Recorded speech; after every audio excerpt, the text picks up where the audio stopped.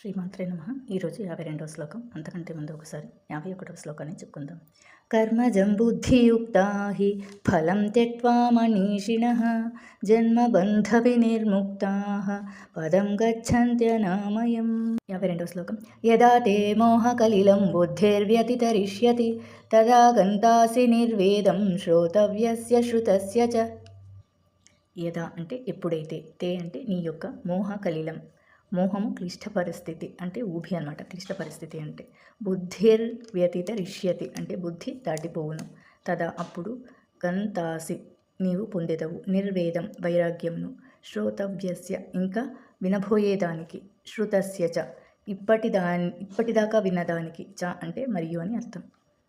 శ్లోకం యొక్క అర్థము: మోహం అనే ఊభి నుండి నీ బుద్ధి బయటపడినప్పుడే నీవు ఇప్పటి వరకు విన్న దాని గురించి, ఇక వినబోయే దాని గురించి వైరాగ్యం కలుగుతుంది. అంటే ఇహపరభోగముల విషయాలలో వైరాగ్యం అనేది కలుగుతుంది.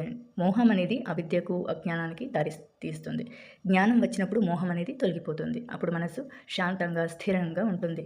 ప్రపంచ విషయాలపై అధిక ఆసక్తి తగ్గిపోతుంది అని ఈ శ్లోకం యొక్క అర్థం. శ్లోకాన్ని ఇంకొకసారి చెప్పుకుందాం.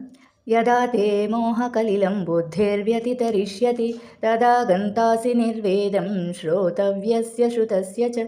53వ శ్లోకాన్ని రేపు చెప్పుకుందాం.